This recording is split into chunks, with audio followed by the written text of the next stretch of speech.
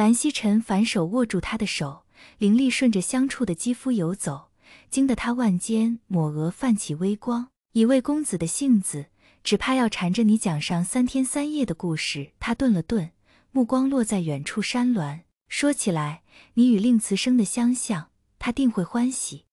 魏雅婷的笑容忽地淡了下去，指尖无意识摩挲着他掌心的纹路，可惜连爹娘的模样都记不清了。他望着云深不知处的飞檐，声音轻得像要被山风卷走。若不是小星辰师叔下山，蓝曦臣停下脚步，将他轻轻揽入怀中。月白长衫裹住他颤抖的肩膀，檀香混着他发间的茉莉香。莫要难过，他的声音混着心跳声传来。待魏公子到了，我们便去问叔父。听说他早年……真的？魏雅婷猛地抬头，眼中泛起水光。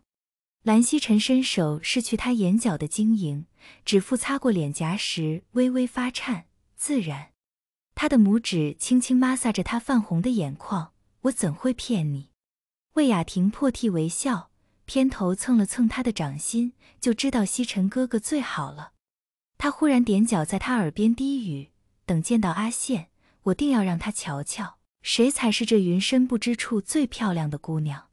蓝曦臣被他温热的呼吸弄得耳尖发烫，却仍保持着雅正的姿态。在我眼里，婷儿自是独一无二的。他拉起他的手继续前行，山风卷起两人交缠的影子，在石阶上织成缠绵的网。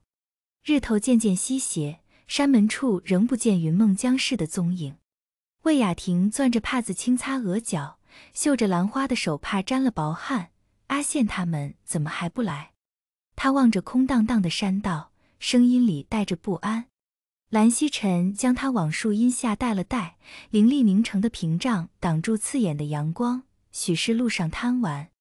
他看着少女发间被汗水浸湿的碎发，忽觉喉头发紧。莫急，有我在。魏雅婷突然转身，将发烫的脸颊贴在他胸口。曦臣哥哥，我紧张。他的声音闷闷的，惊得蓝曦臣心跳漏了一拍。他抬手抚上她的长发，掌心传来的温度几乎要将她灼伤。莫怕，他低头在她发顶落下一吻，我会一直陪着你。山风掠过，吹得满树银杏沙沙作响。两人相倚的身影被夕阳拉长，融进云深不知处的暮色里，宛如一幅永不褪色的画。暮色将云深不知处的飞檐染成琥珀色时，魏雅婷攥着绣兰帕子的指尖微微发白。蓝曦臣望着她被晒得泛红的脸颊，修长手指轻轻卷走她额前碎发，沾着龙涎香的衣袖掠过少女发烫的耳垂，这般娇俏的模样，倒像是被日头吻过的山茶花。她的声音裹着晚风，将帕子轻轻覆上她沁汗的额头。忽闻山道传来喧闹，魏雅婷猛地攥紧他的袖口。蓝曦臣顺势揽住他的腰，灵力拖着两人轻盈落在青石阶上。月白广袖与绯色裙裾在空中缠成缠绵的结。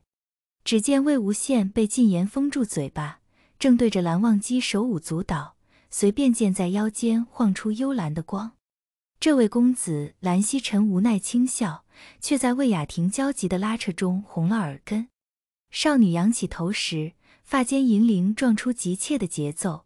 曦臣哥哥，快给阿宪解开禁言。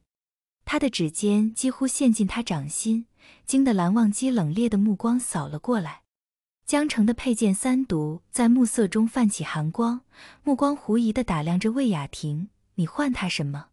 蓝曦臣不动声色地将少女护在身后，广袖间悄然流转的灵力凝成屏障。江公子，这其中恐有误会。他的声音温润如玉，却在触及魏无羡委屈的眼神时，不自觉握紧了魏雅婷颤抖的手。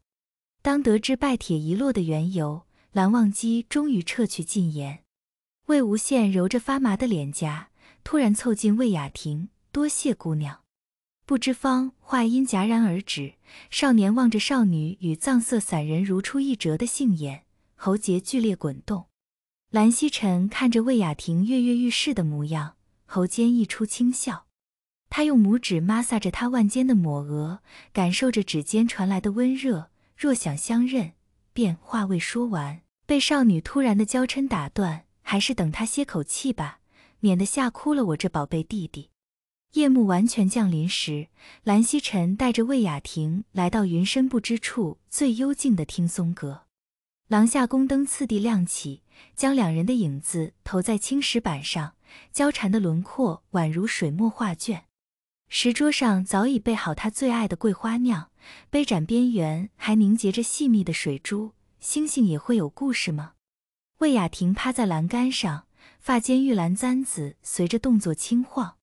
蓝曦臣为她披上鹤氅，指尖不经意擦过她冰凉的耳垂，或许每道流星都是星星写给人间的信。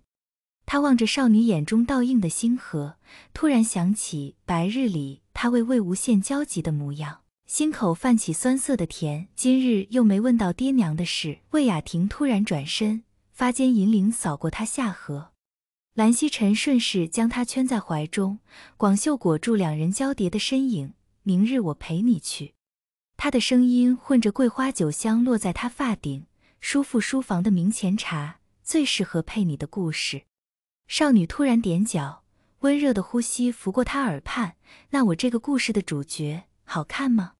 她的指尖划过她发烫的耳垂，惊得蓝曦臣袖中玉箫发出细微嗡鸣。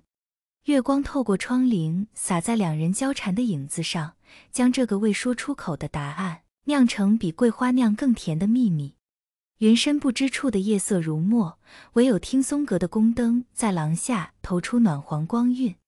魏雅婷倚着雕花栏杆，发间银铃随着动作轻晃，撞碎满地月光。曦臣哥哥总将列兵带在身边，他突然转身，裙摆扫过蓝曦臣垂落的衣袖，却从未让我听过他的声音。蓝曦臣的指尖刚触到箫身，便微微发颤，月白广袖在夜风中扬起涟漪。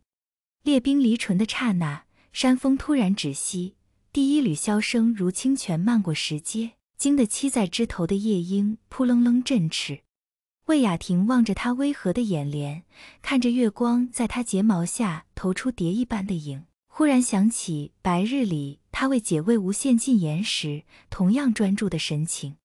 一曲终了，列兵还未完全放下，少女已栖身而上。她发间茉莉香混着夜露气息，指尖若有若无地划过箫身，这声音像进了月光的溪水。她仰起头时，耳坠上的珍珠擦过她发烫的耳垂，直直漫进人心里。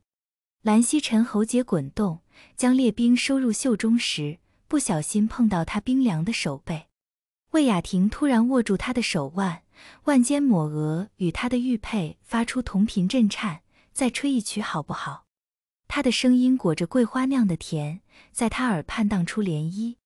第二支曲子比先前更柔，箫声缠绕着两人交叠的影子，在青石板上织成缠绵的网。魏雅婷望着他被月光镀银的侧脸，突然伸手按住列兵，别吹了。他的指尖抚过他泛着薄红的耳尖，我怕再听下去，心都要化在这箫声里了。蓝曦臣猛地撤开箫，却在退开时被他勾住腰带。少女温热的呼吸拂过他颈间，发间银铃缠住他的抹额轻轻摇晃。曦臣哥哥的列兵只属于我，对不对？他的声音带着猫般的狡黠，惊得蓝曦臣袖中玉箫发出急切的嗡鸣。只属于你。他的声音低得像揉碎的月光，广袖却不自觉地将他圈在怀中。魏雅婷突然踮脚，在他唇上蜻蜓点水般一吻，转身时裙摆扫落石桌上的桂花酿，溅起的酒液在月光里凝成琥珀色的珠。那我要把曦臣哥哥和列兵都藏进云深不知处最隐秘的角落。夜风突然卷起，将他散落的发丝吹向蓝曦臣。他伸手为他挽发，指尖擦过他发烫的脸颊。时辰不早了，话虽如此，揽着他腰的手却未松开半分。魏雅婷突然将脸埋进他胸口，听到剧烈的心跳声震得玉佩发烫。你的怀抱比暖炉还烫。若嫌热，蓝曦臣的话被他突然的轻笑打断。少女仰起头时，眼尾泪痣在月光下忽明忽暗。我偏要捂热你。他的手指在他胸口画着圈，惊得蓝曦臣后退半步，却撞在廊柱上。当魏雅婷说起要送魏无羡亲手制的笛子，蓝曦臣正用灵力凝出一朵不会凋谢的海棠。他将花别在他发间，看着花瓣与银铃相互映衬，就像你闯进我心里这般。他的声音混着山风送来的松子香，这礼物定会让魏公子惊喜。看着少女蹦跳着回房的背影，蓝曦臣倚着廊柱轻笑。列冰在袖中微微发烫，仿佛还残留着他指尖的温度。月光漫过他月白长衫，将他的影子拉得很长，一直延伸到那扇雕花木门下，那里正探出个带着笑意的脑袋，发间银铃在夜风中轻轻摇晃。